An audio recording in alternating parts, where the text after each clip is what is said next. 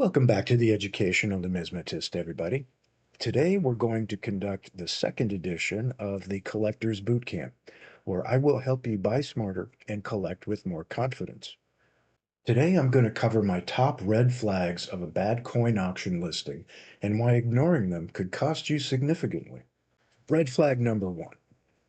Let's talk about a situation where you have a nice looking coin just like this, but the seller essentially never stops moving the coin. It's got great light and it looks like a really nice shiny coin, but because it never stops moving, you don't really have the opportunity. It could hide nicks, abrasions, scuffs, cuts. We just don't know. So let's do this.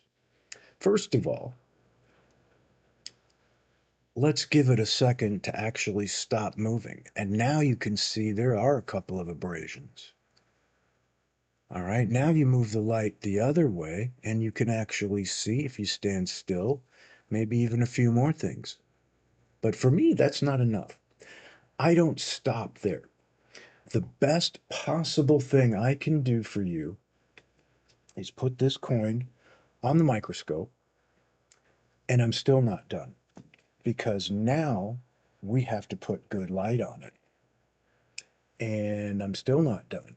Now you are able to see that coin. Now you can actually see where the imperfections are. You've got a small little line there. You've got a couple of little small marks on the wing there. Got a little bit of a thing going on above her head. You've got a little bit of a body mark right there, a little on the arm, a little bit over here. But now, because that coin has been stopped, is no longer moving around like crazy, that coin is now able to be seen in its full glory. And that is how you buy with confidence. Okay, now let's talk about my second red flag. We have situations where you see vague grading language. All right. Be very cautious when a seller says things like, it looks mint statish, or I'm no grader, but, well, if they're not confident enough to assign a clear, educated estimate, don't expect an honest deal. I break this down in my video before PCGS, when grading wasn't always this subjective. Here are a couple of perfect examples, okay? I am not picking on anybody in particular, but what is a red cent BU coin? What is a gem BU plus plus? What is a gem BU plus plus? What is a gem BU? If it's not actually graded, any adjective you want to use can be applicable, but that doesn't make the coin more valuable, and it certainly doesn't assign a particular grade to that coin. So when you are hearing about those kinds of descriptions or seeing them in an online listing, beware.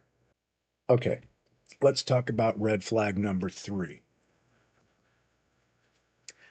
If you have a coin that is shown this nicely, but that is shown in very poor light, where the camera struggles and you're not really able to see anything, that is not how you're able to tell. Okay. Is it blown out? Do I hit it dead on with light? Or even better, watch this. Do I hit it really hard with light to the point where you can't even really see anything? Or do I back it off to where it's not really quite visible? Or can I adjust the intensity? If I turn it the other way, same thing. Okay. I can blow it all the way out over here if I want to, or I can bring it all the way down and then bring it up just enough to really show that coin off. On the microscope, same thing. Because if I take away that side lighting and I take away that overhead lighting, All right, you've now got a very nice looking coin that looks beautiful, lacks a little bit of sharpness, lacks a little bit of the detail you really want to see, and it also really does not show the potential flaws and imperfections on the surface of that coin. So again, simply by knowing how to use light and hitting it from the side and hitting it from the top, we're now able to showcase absolutely everything on the surface of that coin. There isn't part of that coin you're not able to see and evaluate effectively and adequately. Poor lighting isn't just unprofessional, it hides important surface details.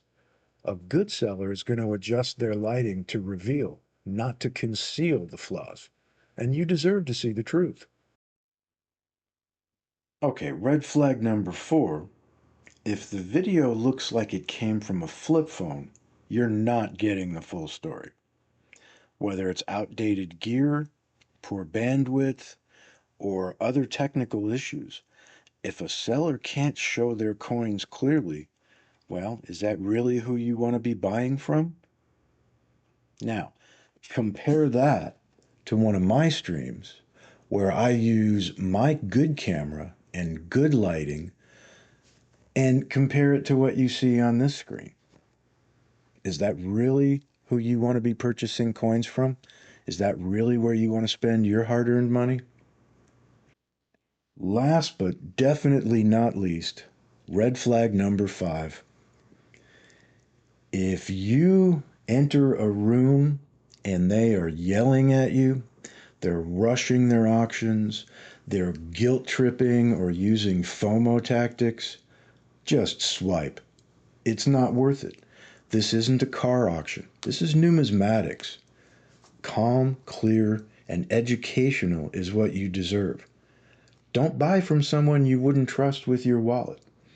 If they sound like a snake oil salesman, odds are they probably don't have your best interests at heart. Buy when you're ready, not when they tell you to. So, in summary, there is an awful lot of noise out there, but you can train your eye to spot it. Hopefully, these red flags will help keep you safer, smarter, and one step ahead. If you've enjoyed this video and found it helpful, please subscribe for more Collector's Bootcamp. Follow my Whatnot stream for honest, hype-free auctions, and drop a comment if you've ever seen these tricks in action. Thank you for watching.